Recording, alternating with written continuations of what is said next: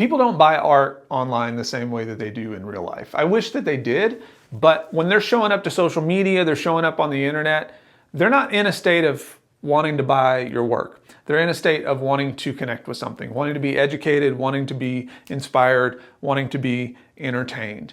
And if you don't get people to connect, you won't get them to buy. If you don't get people to connect, you won't get them to buy. So how do we get people to connect? Well, there are 4 levels of value that every business has, whether you sell hamburgers or you sell art, right? And those 4 levels of value also apply to connection and what gets people to connect. So today I'm going to walk you through these 4 levels of value, and then I'm going to walk through how those 4 levels of value apply to your content. Because most of you don't have a content problem, you have a connection problem. If you're new here, my name is Lennon Bone. Welcome to the Stop the Starving Artist podcast. I'm so glad to have you here. We've reached over 10,000 subscribers, which absolutely blows my mind. I'm so freaking honored to have you be a part of this group.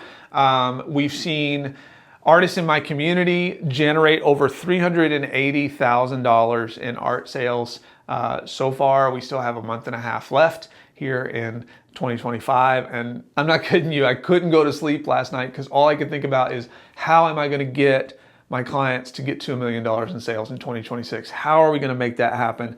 I am dead set on seeing it pull through in 2026, but we can still hit $500,000 this year. Let's freaking go. Anyway, if you want to have more sales, you need these 4 levels of value, both in your business and your content. So let's jump over to the computer and I'll show you these slides. Level 1 of these 4 levels of value is artist as a maker. Now I'm going to parallel this with, let's call it a hotel, right? So in a hotel, their version of the maker is essentially the doer. It's the hotel cleanup staff. It's the waitresses. It's the front desk people, right? It's the people that are actively doing or making the thing happen, right? And these people primarily, unfortunately, make less money, right, overall, and do more of the physical work. So you as an artist, the artist as a maker, you create the art, and then your value equals your output. So however much art you make, that's how much value you have available. So this doesn't scale. What does scale mean? Scale just means that you can't keep doing this and make more money. You're essentially trading your time for money, right? So at level 1, you create the art and your value equals your output, and it does not scale. So level 2 is artist as an organizer. So again, back to the hotel analogy, this would be management, right? This is someone who oversees more things, makes more things happen, right? Maybe is in charge of some of the staff, okay? So for you as an artist, this is where you build structure so your art is easier to buy. So the manager or artist as an organizer is the artist who also can set up a website and do marketing online or do things that allow you to get the work out there in a more simple way. So at level 2, you build structure so that your art is easier to buy, and you're creating systems around pricing, around releases, offers, and processes, okay? Now, again, in the payment scenario, typically the management starts to increase their pay, right? So level 3 is artist as a communicator. This is where you're sharing the meaning behind your art and you're building trust and emotional connection. So if you think about this would be, in the hotel analogy, upper management. This is where someone comes in and casts a vision about what we're trying to achieve here. So at level 3, for an artist, this is where you have the opportunity to cast a vision not only to yourself, but to the people that are in your world, to your potential buyers. If you are a staff of one, like you are doing all these things, then not only should you be building emotional connection with yourself, but with those people that are potential buyers of yours, right? This is where everything starts to change. Now, upper management usually what? Makes more money because they have essentially more responsibility. And then level 4 is the artist as a visionary. This is the highest level of value that you can offer.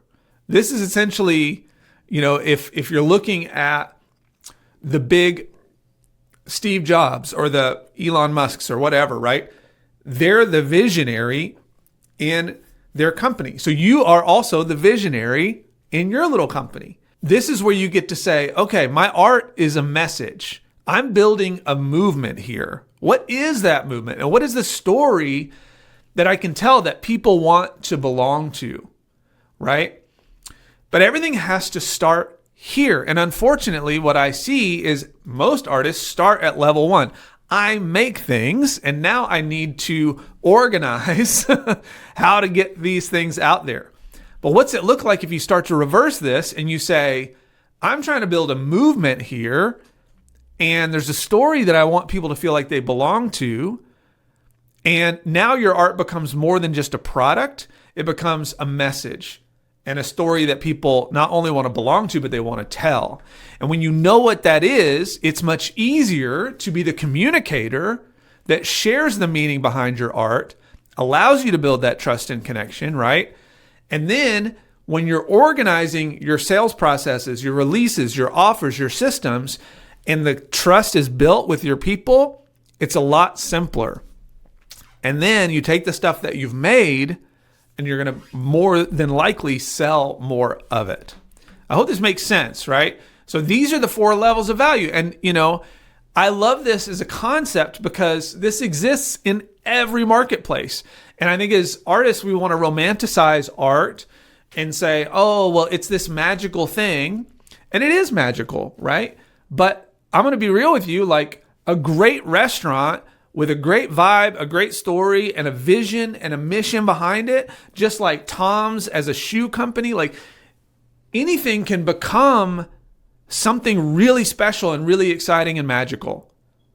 And that's art, right? Art is what we do, right? It's an act of courage that we take that creates change for somebody else. That's Seth Godin's version of it. I love that as a definition because it's an act of courage. So now it's not just about this vision and it's not just about the thing you made. It's both, right? Because the thing you made is a piece of the vision that you have. All right, great, Lennon. Like, I understand that as a concept in business, but how does this apply to social media? How does this apply to building more connection? Well, if you think about social media, the algorithm rewards these same levels of value, not just when it comes to art, but in all kinds of content, right? So the algorithm's only job is to put the right content in front of the right person at the right time. It only pushes what people care about to those pockets of people. And you can see that this is true in your own feed. I guarantee you follow people in your social media feed that you don't actually follow. They keep coming up even though you haven't hit the follow button. Why is that? Because the algorithm knows that you're the kind of person that will like that. But if you don't have a vision for what you're trying to say and the message and the movement that you're trying to build, it is much harder to get the algorithm to understand who you are. So what does the algorithm reward? It doesn't reward your art. It doesn't reward your skill. It doesn't care how long it took you to make a piece. And to be frank, most people don't care how long it took you to make a piece or how studied you are, right? It rewards connection and meaning. Why? Because that's what people want. People want something that means something to them. They want something that they can connect with. So let's look at this in terms of the same levels, but in regards to making your content. So level 1 content is look what I made, right? And I see a lot of artists do this where it's like just a photo of the finished piece. Maybe it's a caption that says something like, hey, there's some new artwork available. And you don't even tell like where to buy it. You're just like, hey, I got this new artwork that's around. And no shade if you do this. Like, we've all done this, right? This is so normal. I can't help. We just kind of have to laugh about it at some point and go, yeah, okay, yeah, I've done that, right? There's no real story. There's no context. There's no meaning. And you may, let's be real, you may think there's meaning or a story or context, because you may think, well, they saw this other post or I posted this other thing. Let me tell you, people on average only see about 10% of your posts. So most of you are out here worried about making somebody annoyed. Let me tell you, like, that's not a thing that actually exists. Like, annoying people, I wouldn't even worry about it, right? So this level 1 content, it just shows the art. It's pretty, but there's no real emotional signal, right? So it's low reach, easy to scroll past, that kind of thing. Unless you make art that is, really, really, really unique. And I'd say 98% of us just don't do that. And that's okay. It's like we may be on the path to that, or we may feel like it's really unique, but what makes it unique is what's underneath the piece itself, right? Or behind the piece itself. So level 2 content is more of the process, how you made it. This is where we see people do like time-lapse videos. Here's how I created this, behind the scenes of your process, maybe your studio, those kinds of things. It shows how you made it, and it's more interesting than level 1, but it still doesn't create belonging, except for a certain kind of person. And who is this kind of person that really resonates with this? Well, it's other artists. Because, if people come for connection and meaning, who connects and finds meaning in these process videos? People that are also into the same process. And that doesn't mean that, like, that could be for artists, that could be for I'm thinking of like woodworkers, that could be for cooks. Like, when you think about the process, like if you follow someone that does cooking videos, you're following them because that is something you are also into, is the process, right?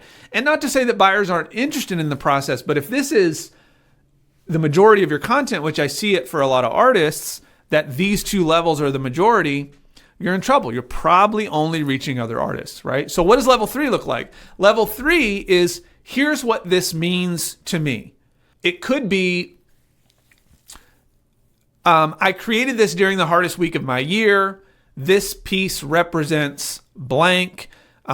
Here's why this color palette matters to me. Level 3 shares what the art means to you, but it could also share what the world means to you or what your vision means to you, right? This is where people stop scrolling and emotion starts to create engagement. And then engagement, when you have more engagement, it creates more reach, right? So level 4 content is, this is what we believe here.